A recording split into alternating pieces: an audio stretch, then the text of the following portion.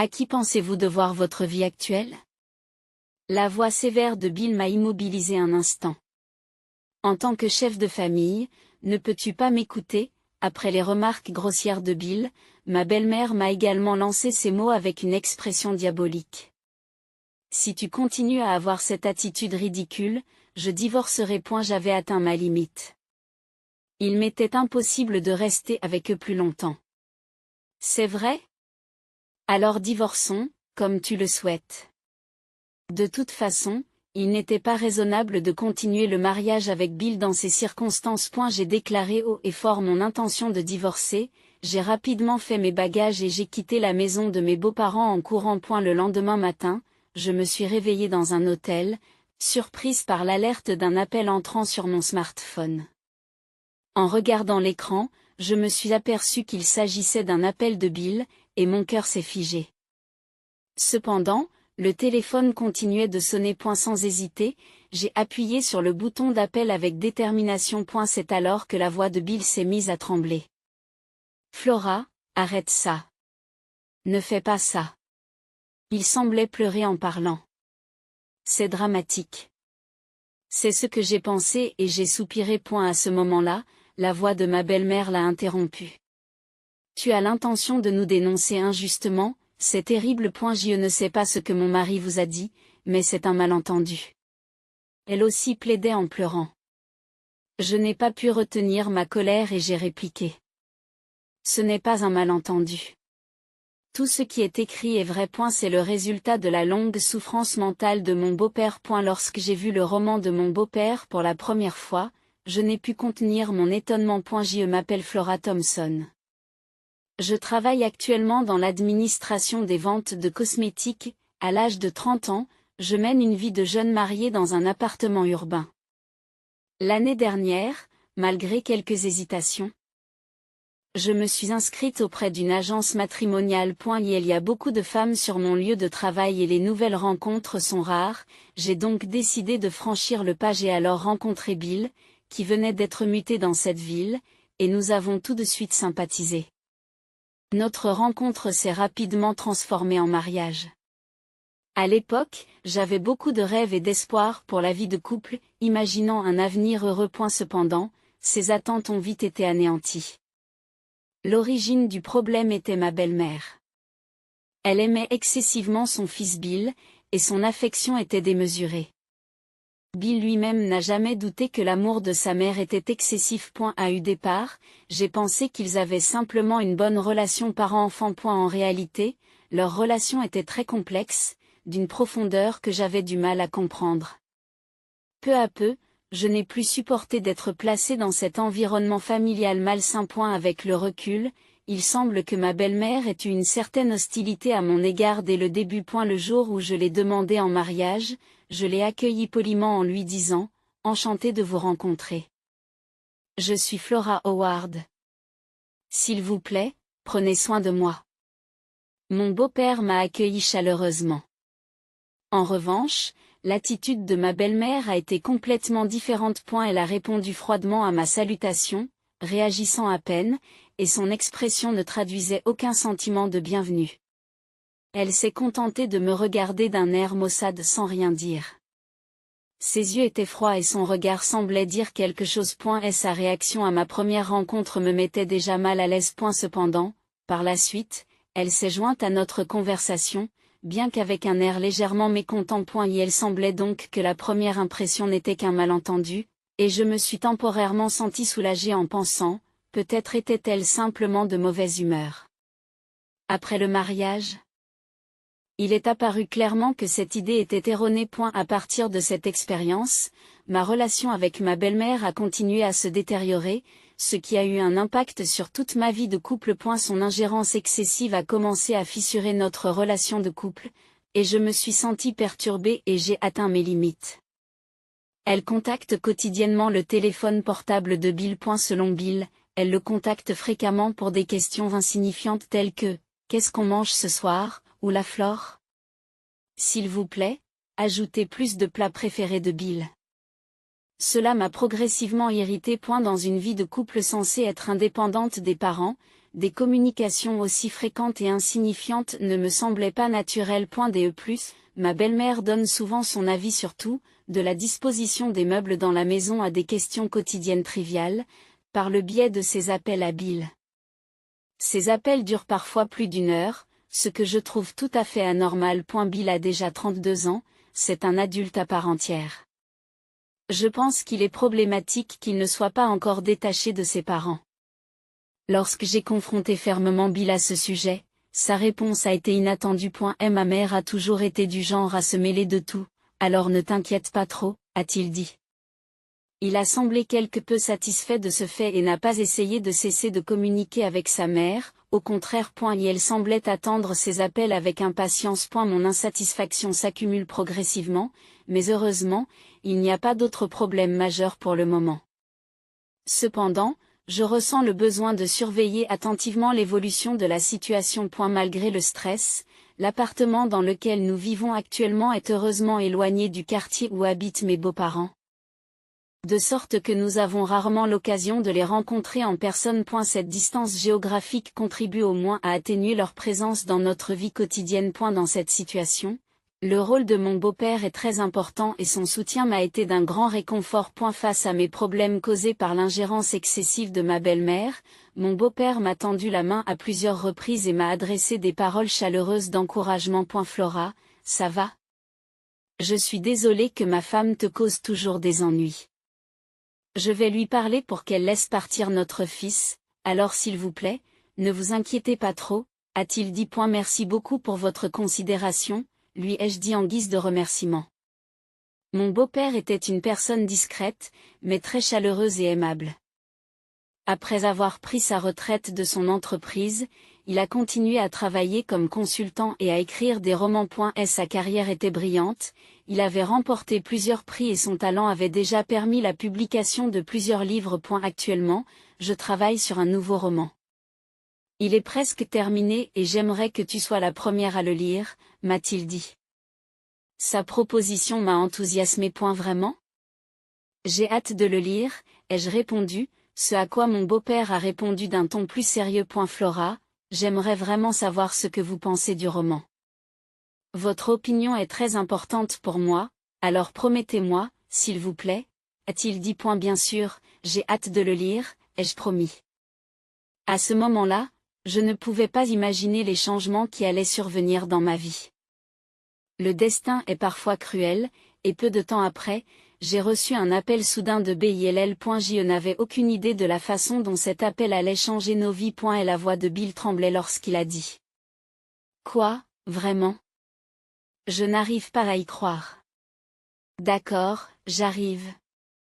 Et l'appel s'est terminé. Le contenu de l'appel et l'atmosphère tendue qui y régnait ont immédiatement montré que quelque chose d'extraordinaire s'était produit, et l'anxiété est rapidement montée d'un cran. Après l'appel, Bill s'est tourné vers moi avec un visage pâle et une expression grave. Mon père est décédé. Il s'est effondré soudainement au travail ce matin. Il semble que ce soit une crise cardiaque. À un moment où j'ai entendu ces mots, je me suis exclamé en état de choc. Quoi? Et mon corps s'est figé d'incrédulité. L'idée que c'était impossible m'a traversé l'esprit. Je venais juste de parler à mon beau-père et de lui promettre de lire d'abord son roman. Frappé par la perte soudaine de mon beau-père, j'étais abasourdi et ne pouvais que rester figé sur place. Cette réalité était dure, et nous avons été immédiatement pressés d'organiser ses funérailles. Sans même prendre le temps de faire notre deuil, nous nous sommes précipités chez mes beaux-parents. Ma belle-mère était également très choquée et très perturbée. Tranquillement mais rapidement, nous avons procédé aux préparatifs de l'enterrement. Finalement, la veillée funèbre, les funérailles et le service commémoratif ont eu lieu. Cette fois-ci, la belle-mère, épuisée, s'est constamment accrochée à Bill, en lui serrant fermement le bras. Bill la soutenait fermement, l'embrassant parfois doucement. D'une certaine manière, il semblait former un couple. Je pouvais comprendre son instabilité due à la perte soudaine, mais sa dépendance à l'égard de Bill semblait quelque peu excessive. J'ai gentiment conseillé Bill, mais cela n'a finalement eu aucun effet. Certains se sentent très seuls depuis le décès de leur père. Il n'y a rien à faire, a dit Bill. Il soutient toujours sa mère. Normalement, dans ce genre de situation, mon beau-père aurait dû intervenir, mais il n'était plus là. J'ai été submergée par la tristesse et l'irritation peu après. J'allais assister à un spectacle encore plus étonnant. Sa nuit tombée, alors que j'étais sortie du bain, Bill, son nécessaire de toilette à la main, se dirigea vers la salle de bain. Alors que je finissais de me sécher les cheveux et que je me préparais à aller me coucher dans la chambre, je me suis rendu compte que j'avais oublié mon épingle à cheveux dans le vestiaire. En allant la chercher, j'ai entendu la conversation entre ma belle-mère et Bill. Ce dernier était censé être déjà dans le bain. Sur cette pensée, j'ai jeté un coup d'œil à travers le verre dépoli de la salle de bain depuis le vestiaire et j'ai assisté à une scène incroyable. Ma belle-mère et Bill se baignaient ensemble, se lavant mutuellement le corps tout en bavardant joyeusement. Bill, tu as beaucoup grandi. Regarde, il en reste encore à laver, alors maman va le faire pour toi. Maman, ça chatouille. Maman, tu n'as pas encore lavé ton dos, n'est-ce pas? Laisse-moi te le laver. En plus, maman, ta peau a toujours été si douce. Flora ne peut probablement pas rivaliser, n'est-ce pas? N'est-ce pas? J'avais l'habitude d'être louée comme un poisson pâle pour ma peau. Comment mon toucher peut-il être comparé au charme de cette jeune femme, en dehors de sa jeunesse? Le caractère glauque de leurs commentaires m'a donné la nausée par réflexe. Les mots que j'essayais de prononcer n'étaient que des murmures. Les jambes tremblantes, je parvins à regagner ma chambre. J'ai été choquée par l'intimité de leur relation parents-enfants. Cela va au-delà d'une simple incapacité à se détacher en tant que parents et enfants, c'est clairement anormal. J'étais abasourdie dans la chambre quand je me suis soudain souvenue d'une chose que mon beau-père avait mentionnée auparavant. Il travaillait ardemment sur un roman et m'avait demandé de le lire en premier. Et il utilisait habituellement son ordinateur portable pour écrire et je connaissais son mot de passe. Si quelque chose arrive, utilisez-le, m'avait-il dit. Presque comme un testament, bien que je n'ai jamais imaginé qu'il puisse mourir. En proie à une profonde tristesse, je suis entrée dans la chambre de mon beau-père et me suis approchée de l'ordinateur qui se trouvait sur son bureau. Après l'avoir déverrouillé, j'ai ouvert le dossier qu'il m'avait indiqué et qui contenait 2 fichiers. L'un était consacré à la flore et l'autre au manuscrit du roman. Prenant une grande inspiration, j'ai commencé à lire le dossier du roman. Alors que je saisissais lentement le contenu du roman, je restais sans voix devant les vérités choquantes qu'il révélait. Et si c'était vrai, les implications étaient incroyablement importantes, et je me suis sentie accablée. Même le lendemain, je n'arrivais pas à oublier les événements de cette nuit-là et le contenu du roman de mon beau-père, et je me suis réveillée complètement épuisée. J'ai eu du mal à dormir en repensant à l'incident dans la salle de bain avec Bill et sa mère et à ce que j'avais lu dans le roman. Même s'ils étaient de bonne humeur depuis le matin, comme si rien ne s'était passé. Flora, peux-tu m'écouter un instant? Bill a commencé à parler. Je me suis instinctivement méfiée, me doutant qu'il n'y aurait rien de bon. Puis, contrairement à l'habitude, sa mère s'est approchée avec un sourire et a fait une suggestion surprenante. Depuis que papa est décédé, je ne peux pas supporter de laisser maman seule.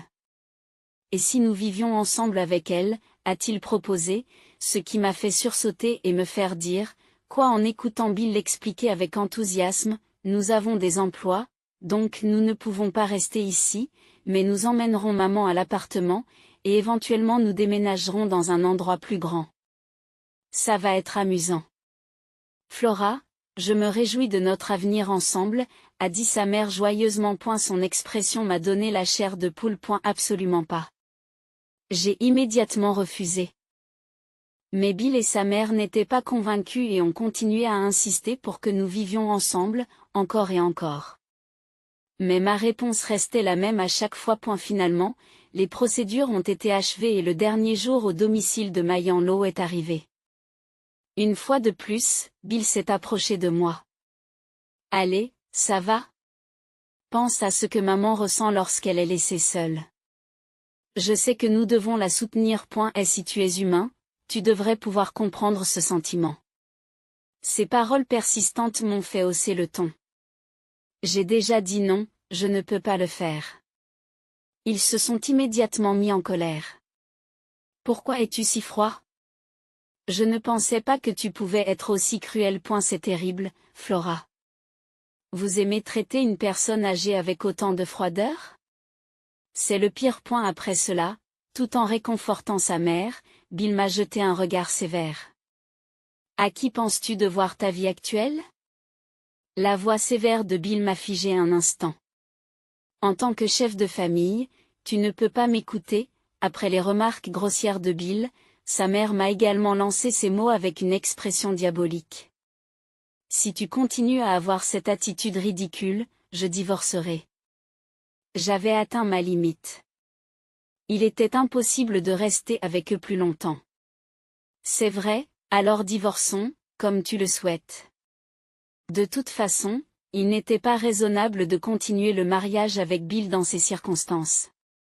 J'ai déclaré haut et fort mon intention de divorcer, j'ai rapidement fait mes bagages et j'ai quitté la maison de mes beaux-parents en courant. Alors que je me laissais bercer par le train qui me ramenait à mon appartement, une soudaine vague d'épuisement m'a frappé. J'avais désespérément envie de dormir, mais je devais encore terminer quelque chose d'important. C'était la préparation pour mettre fin à cette phase de ma vie. En chemin, je m'étais arrêté au bureau de la ville et j'avais récupéré une demande de divorce. Je l'ai signée et l'ai posée sur le bureau.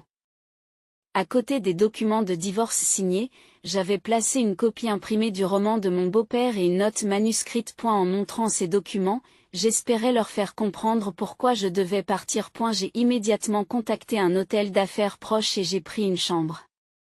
J'ai ensuite rapidement rassemblé mes affaires et quitté l'appartement que je partageais avec Bill. Je n'avais pas le temps de m'attarder sur les sentiments. Et si je tardais, Bill et sa mère reviendraient, et l'idée de voir leur visage était effrayante. Le lendemain matin, je me suis réveillée à l'hôtel en entendant un appel entrant sur mon smartphone. En grognant, j'ai regardé l'écran et j'ai vu un appel de Bill, ce qui m'a glacé le cœur. Pourtant, le téléphone continuait de sonner. Sans hésiter, j'ai pris ma décision et j'ai appuyé sur le bouton de réponse. La voix de Bill était tremblante. Flora, s'il te plaît, arrête ça. Pour faire une chose pareille, on aurait dit qu'il pleurait. Je me suis dit que c'était dramatique et j'ai soupiré. De quoi parles-tu exactement? Demanda Clarifie. Bill a hésité. C'est juste que... Il avait sans doute du mal à s'exprimer. À ce moment-là, la voix de sa mère l'interrompt. As-tu l'intention de nous exposer injustement? C'est horrible. Je ne sais pas ce que mon mari vous a dit, mais c'est un malentendu, plaide-t-elle en pleurant. Je m'étais penchée sur le roman que mon beau-père m'avait dit de lire en premier. Il décrivait la relation malsaine entre Bill et sa mère. Au cours de cette relation anormale, mon beau-père avait passé des années à exprimer sa détresse. Il avait l'intention de le publier sous la forme d'un ouvrage non romanesque intitulé Une Noveless Family. Mais sa mort prématurée l'en a empêché. Je me suis engagé à respecter les dernières volontés de mon beau-père en remettant son manuscrit aux éditeurs.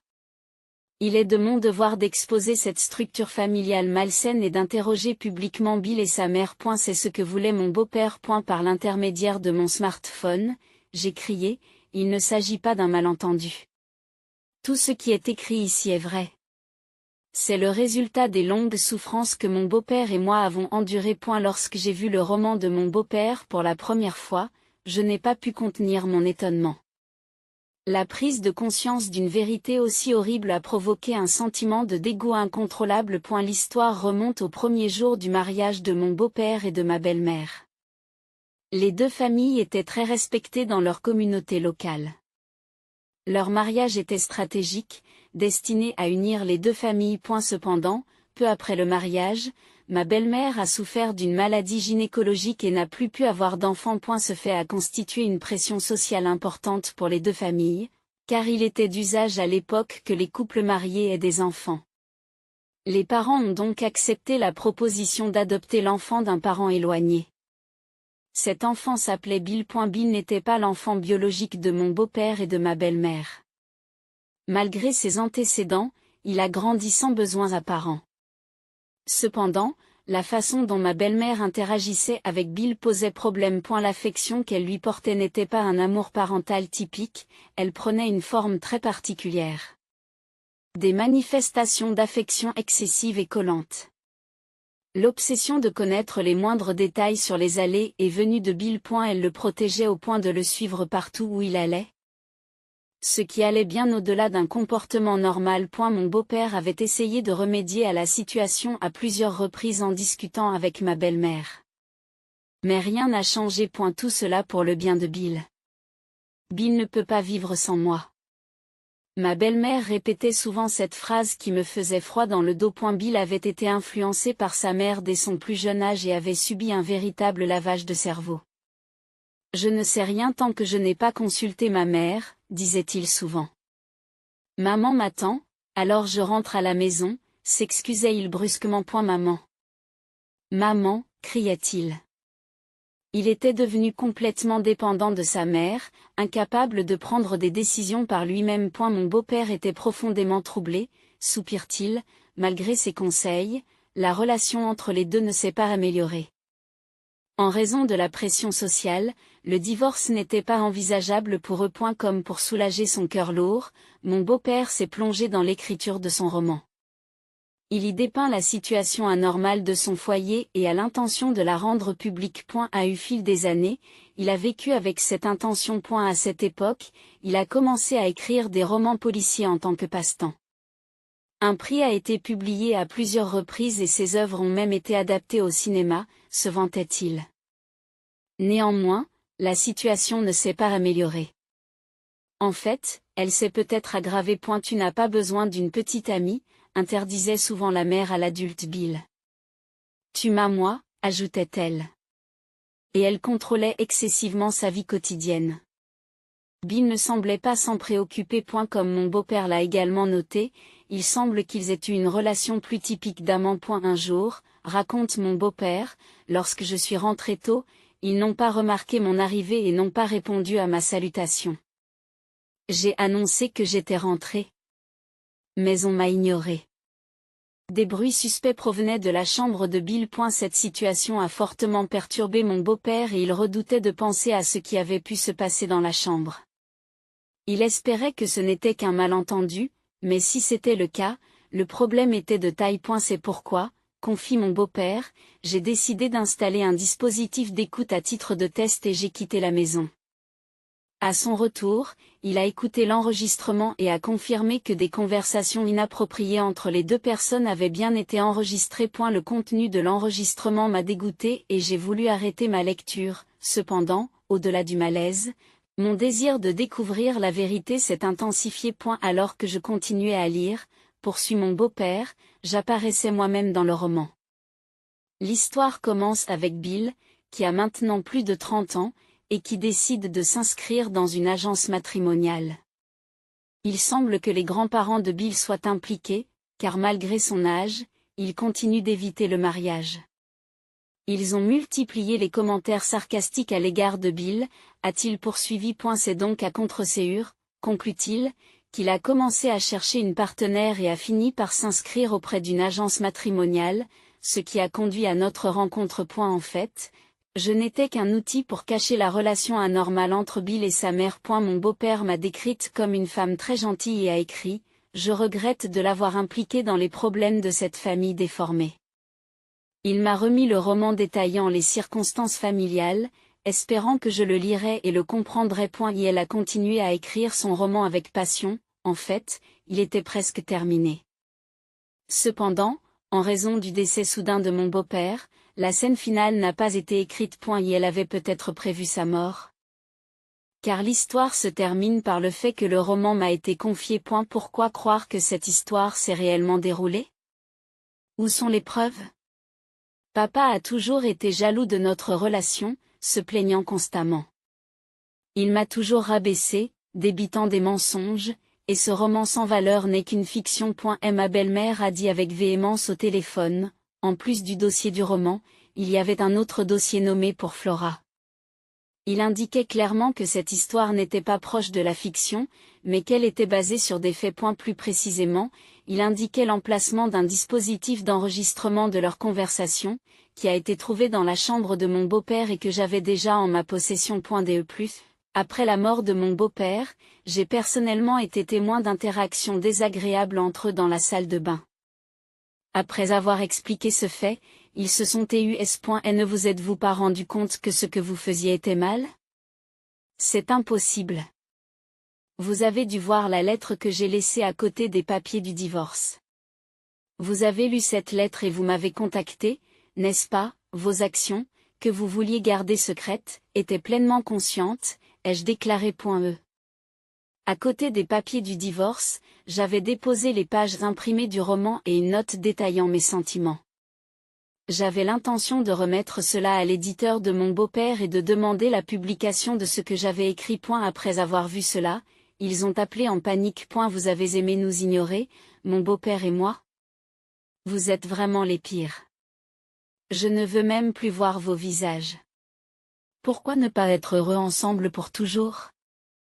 Sur ce, j'ai raccroché le téléphone, submergé par la colère. Il est clair qu'ils n'ont pas l'intention de réfléchir à leurs actes.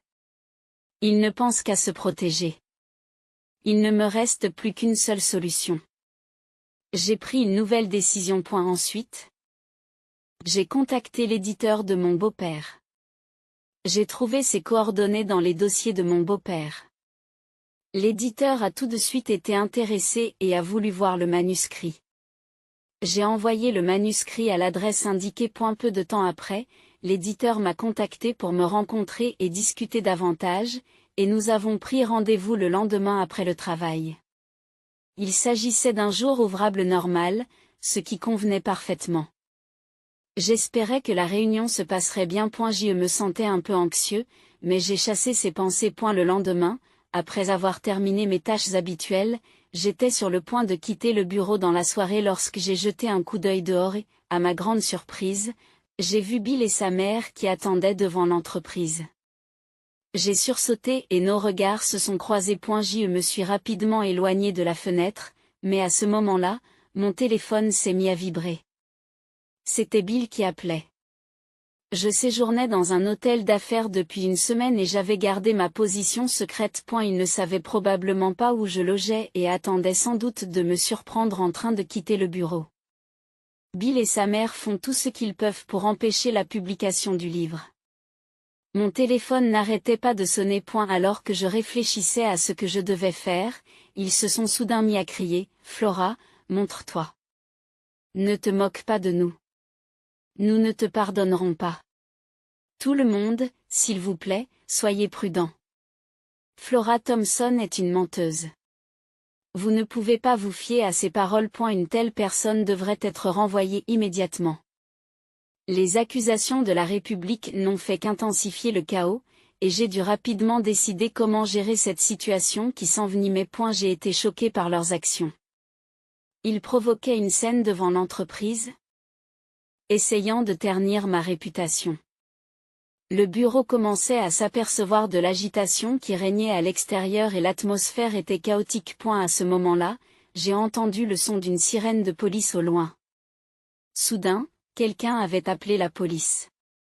Alors que je poussais un soupir de soulagement, quelqu'un m'a tapé sur l'épaule par derrière. Surpris, je me suis retourné pour voir mon patron inquiet. Je me suis retourné et j'ai vu mon patron inquiet. Flora, tu vas bien? Nous avons appelé la police. Merci. Je suis désolé pour le dérangement. Je me suis excusé plusieurs fois et mon patron m'a gentiment parlé. Il doit y avoir une raison spéciale pour cela, n'est-ce pas? Tout le monde ici sait que vous n'êtes pas irresponsable. L'entrée principale est bruyante, il vaut mieux sortir par l'arrière. Oui, je vous expliquerai tout plus tard. Merci. Motivé par ce soutien, j'ai rapidement quitté les lieux. J'ai jeté un coup d'œil furtif à l'entrée principale. Les deux hommes résistaient à la police qui venait d'arriver. Nous n'avons rien fait d'illégal, disaient-ils. Mais les policiers semblaient habitués à ce genre de situation. En silence, ils les ont poussés dans la voiture de police et les ont emmenés. Après m'être assuré qu'ils étaient bien emmenés, je suis sorti discrètement par la porte arrière. Ensuite, je me suis rendu directement chez l'éditeur pour rencontrer le rédacteur en chef. Heureusement, nous avons pu commencer à travailler sur le livre immédiatement. Je me sentais soulagé, mais une chose me préoccupait encore. Il manque à ce roman la scène finale. Comment devrions-nous traiter cette partie? Lorsque j'ai posé la question, l'éditeur a réfléchi un instant, puis a commencé à faire des suggestions. Ajoutons votre récit au dernier chapitre, Madame Thompson. Écrivez honnêtement sur les événements qui se sont produits après votre mariage dans cette famille, la vérité sur votre mari et votre belle-mère après le décès de votre beau-père, et ce qui s'en est suivi. Cela permettra de clore l'histoire de votre point de vue. Et la suggestion était inattendue, et j'ai été prise au dépourvu. Je ne suis pas douée pour l'écriture. Ne vous inquiétez pas pour les détails, nous nous en chargerons, m'a rassuré le rédacteur en chef. Cette fin ne peut être écrite que par vous. Monsieur Thompson serait aussi de la partie. Face à de tels encouragements, je n'ai pas trouvé de raison de refuser. J'ai promis d'écrire les mémoires. Avec cette tâche, le livre serait achevé. Les souhaits de mon beau-père seraient enfin réalisés. Rien que d'y penser, je me suis senti soulagé d'un poids. Plus tard, l'éditeur et moi avons échangé des anecdotes sur mon beau-père. Il était modeste mais très compatissant. Il respectait toujours les délais et traitait le rédacteur en chef avec respect. Il était exactement comme j'avais imaginé mon beau-père. Dans la foulée, le rédacteur en chef a promis d'organiser un article dans le magazine pour lui rendre hommage. C'était très aimable. J'espérais sincèrement que cela permettrait à un plus grand nombre de personnes de lire les autres œuvres de mon beau-père. Quant à Bill et à sa mère, après avoir été emmenés par la police, ils n'ont reçu qu'un avertissement, mais on ne sait pas s'ils ont vraiment réfléchi à leurs actes. Après tout, ils ont tous deux la peau très dure. Et il ne serait pas surprenant qu'ils n'aient pas changé de comportement. Au moins, l'avertissement de la police a mis fin à leur flânerie devant mon lieu de travail. Bien que mon téléphone reçoive encore des appels, le changement de mon numéro a permis de résoudre ce problème en les empêchant de me contacter. Peu de temps après, j'ai remis mon mémoire à l'éditeur. Ensuite, l'œuvre de mon beau-père a été mise sur le marché. Intitulé La famille d'un romancier, le livre a immédiatement suscité un vif intérêt. La relation précaire entre la mère et le fils y était décrite en détail, attirant l'attention du public. Bien que les noms soient anonymes dans le livre, les ragots se sont naturellement répandus.